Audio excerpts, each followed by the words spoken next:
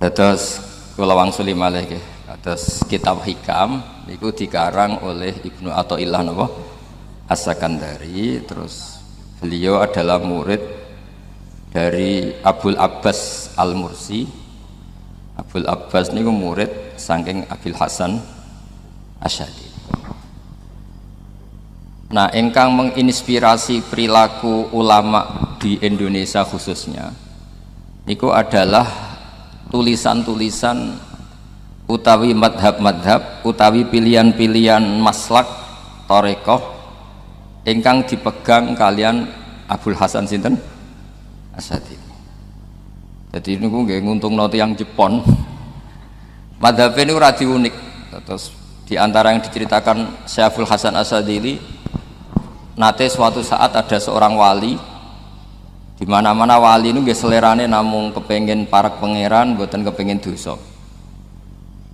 Singkat cerita, si wali ini berdoa di multazam, tempat paling mustajab, ya Allah, takdirkan saya supaya saya tidak pernah dosa lagi. Jadi ndonga supaya ora iso dosa meneh. Niku jawabe pangeran, fa aina ad'u ghufrani. Wong iku nek ora dosa iku sifat ghafur ku ora nganggur. Kok Allah niku wis kadung di sifat ghafur, zat sing akeh napa ngapurane. Dadi umpama donya iku ora ana dosa, iku sifat ghafurku terus piye? Dan niku sing ndadekno tiyang boten terus seneng dosa niku boten, tapi seneng arep-arep rahmati Allah Subhanahu wa taala meskipun keadaannya nate napa dosa. Kemudian itu jadi madhab yang membedakan ahli sunnah dan tidak ahli sunnah. Kamane jadi gerakan ekstrim. Ini ku ahli sunnah ciri khasnya niku mbok wong tahu dosa kaya apa tetap dianggap Islam. Ada kelompok ekstrim khawarij sing darani wong nak dosa niku berarti wis napa kafir. Jadi itu efeknya luar biasa dari madhab-madhab itu. Lalu kenapa madhab Abul Hasan Asy'ari yang kita pilih? Karena kalau orang Islam kamu kafirkan niku mboten ketemu, cara akal niku mboten ketemu. Nggih cara berpikir kita masyhur Abul Hasan Asy'ari ngendikan wong iku nak kafir mulai cilik nganti 70 tahun. Kalau baleni malih tiyang kafir cilik ngantos 70 tahun itu kan menjadi mukmin itu hanya dengan melafadzkan apa? Syahadat la ilaha illallah Muhammadur Rasulullah. Niku hadhil kalimah satu ini. Kalimah syahadah niku saged ngilangi kekafiran 70 tahun. Artinya kalimat ini adalah kalimatun dakhala fihal kafiru al-islam atau kalimatun sara bihal kafiru musliman. Jadi ngaji rileks, ini tanamkan di hati. Ini adalah kalimat yang orang kafir saja menjadi muslim, hanya sekali dilafadzkan.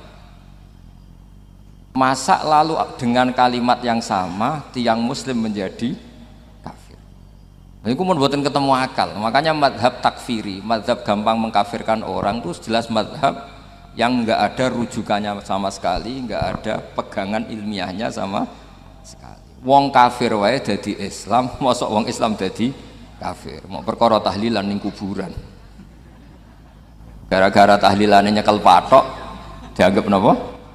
Kafir. Mergo dianggap njaluk napa? Jaluk bae, jaluk kufur. Mulane dawuh Said Muhammad masyhur itu diterjemah di seluruh bahasa di dunia. Wong-wong sing ngafirno iku mbok yo sekali-kali nginceng iku ngrungokno. Lho kula nu sampean tahlil iku yo ora seneng. Kadang sing tahlil yo rada kurang ajar. Kula niku yang ben nak mati, nak sing tahlil nang Jepon niku ora seneng. Mergo yo rada sombong lah wong tahlil iku yo kadang rada sombong. Misale ngaten, kula kiyaine jenengan. Dongane ngene, ya Allah, ini guru saya. In kana muhsinan fazid fi ihsani. Kalau dia baik, itu ya tambahlah kebaikannya. Mosok murid muni gurune baik itu kalau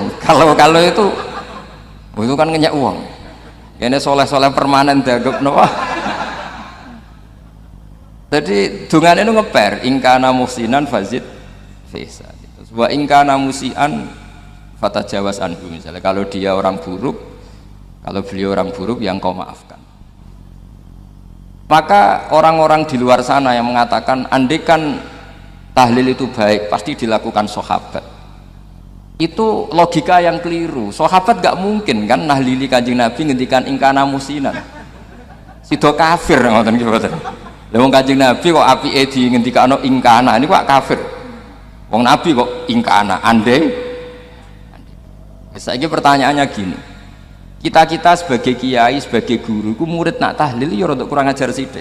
Wong gurune kok diomongno ingkana musinan ambek ingkana musia. Nah pertanyaannya gini, lepas dari kowe rada kurang ajar lah, dalam tahlil itu rada kurang ajar karena nyebut guru ora qad kana musinan tapi ingkana musinan. Maksudnya kalau sampean sebagai murid kan menapa qad kana musinan, guru saya benar-benar orang baik, bukan ingkana andekan orang baik. Tapi ada satu kepastian bahwa ini tidak minta sama mayit. Jadi tujuan kalau kita minta mayit itu salah sama sekali. Wong kita datang ke kuburan malah memintakan ampunan untuk mayit. Kok iso darani njaluk iku piye? Ya mergo mau didelok kok adoh ketoke ngatong ya berarti njaluk. Lah ya wong fatwa kok mau berdasar inceng-incengan kok adoh niku ora jelas ya fatwa ini. Paham gitu. Terus jenengan kudu yakin, enul yakin bahwa mazhab kita itu yang benar, bahwa tahlilan di kuburan tidak kafir karena tidak minta ke mayit, malah memintakan untuk mayit atau memintakan ampunan untuk mayit. Cuma redaksi sing rondok-rondok ngoten niku dikurangi lah. Nak kangge guru niku nggih dikurangi lah, dikurangi. Ya Allah, jenengan Maha Pengampun, kula suwun guru kula jenengan ampuni. Jadi ampun ngangge donga sing teng salat mayit. Nah sholat mayit itu kan memang ada sanatnya, memang semua bentuknya seperti itu. Tapi nak ning kuburan, kalau betul nanti itu ngotong Mbah Mun ngoten, ya Allah ini guru saya, engkau anugerahkan beberapa ilmu, beberapa amal yang manfaat untuk orang banyak. Kula suwun jenengan tampi, jenengan dat sing Maha Pengampun, jenengan ampuni. Terus betul ngangge ingkana itu, angen-angen muga aku dadi kiai ini tersinggung. Murid orang ajar, masuk darani gurune apik iku andekan. Ya tapi berhubung ra paham ya alhamdulillah ya do. Tahlil yang Wali Songo ya buanter-banter nganggo mic. Lah sing kene paham ya rada risi, piye? Wali Songo darani ingkana iku piye wah. Dadi niku mareni, mulane kula suwun nak tahlil nyewa kiai sing alim lah ben rada bener, rada bener. Tapi ampun nyewa kula mboten purun. Kalau nu gak ada pondok lah, jadi buatan saya masyhur susah diundang orang kecuali yang ada hubungan guru, hubungan sarang. Karena beliau lama sekali ngajar di MGS, beliau Gus Maksum tuh lama ngajar di MGS. Jadi saya itu hanya datang di orang-orang yang pernah khidmah di sarang, terus yang pernah keluarga sepuh. Saya datang ke Jakarta ke Pak Quraisy Shihab itu ya karena Pak Quraisy itu lama sekali bikin diskusi tafsir, akhirnya saya termasuk pengajar di pondok beliau. Jadi faktornya ya hanya karena itu, bukan yang lain. Terus kula suwun nggih jenengan kedah yakin kalau faham takfiri yang memudahkan mengkafirkan orang lain itu faham yang salah, karena itu bahaya. Terus bahaya kedua secara fikih itu nanti repot. Kalau nanti di salah satu seminar itu sudah mau zuhur, ketemu satu narasumber yang gampang mengkafirkan orang, itu separuh masjid kebetulan mereka banyak yang bisa ngaji itu terus nggak sholat zuhur, ditanya sama mereka, lu kok nggak sholat zuhur, ini sudah masuk waktu, kan sholat hanya wajib untuk orang muslim, kita akan kafir. Ya karena dikafirkan tadi kan, kalau kita akan dikafirkan, akhirnya gak kafir, sholat. Efek dari mazhab itu panjang. Kalau betul faham mereka itu betul, berarti yang sudah kafir, orang kafir itu wajib sholat enggak kan? Itu malah panjang kan, karena terus menjadikan orang Islam tidak sholat. Nanti ke masjid tidak boleh, orang kafir nggak boleh masuk masjid. Itu efek fikihnya panjang. Jadi kalau suwun mazhab Abil Hasan Asyadzili niku dipegang. Nah itu madhab beliau itu implementasinya di teng kitab Hikam nih. Karena Hikam itu putu murid yang paling bisa mengimplementasikan, menjelaskan cara pandang madzhab Abul Hasan apa? Asyadzili sing dados thariqah napa? Syadziliyah.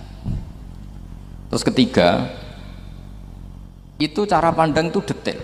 Detail itu jelimet. Mesti sampean ora kepikiran. Misalnya begini. Ketika ada orang salah jenengan marah, itu sebenarnya karena salahnya apa karena hal yang lain? Normalnya orang itu berpikir karena salahnya, itu keliru cara Abul Hasan Asyadzili. Pasti kamu marah itu karena ada hal lain. Misalnya kita pembantu, elek, kritik, mecahno gelas, mesti langsung mbok amuk. Alasannya mecahno gelas. Tapi nek sing mecahno iku wong ayu, kowe iso ngamuk. Kowe iso ngamuk wong ayu. Mecahno gelas lah. Kok gelas lemari, ora usah gelas. Sama. Kamu janjian sama orang, wongnya nyulayani janji, mesti mbok maki-maki. Katanya jam 10 kok udah datang gini-gini. Nah, tapi kalau yang terlambat itu wong sing ngutangi kowe iso ngamuk orang sing ngutangi kowe. Atau sing terlambat itu komandannya, atasan kamu. Atau kiainya. Artinya gini, ketika kamu marah atas nama terlambat, itu sebetulnya karena terlambat atau karena hal lain. Nah, maksiat juga gitu, cara pikirannya Abul Hasan Asyadzili. Ketika kowe roh misalnya cawe itu maco naik apa lah ninja atau apa, mesti kowe darani wah luput suwuk. Tapi nak dikandani, niku putune jenengan. Mesti langsung ya Allah jenengan sepunten.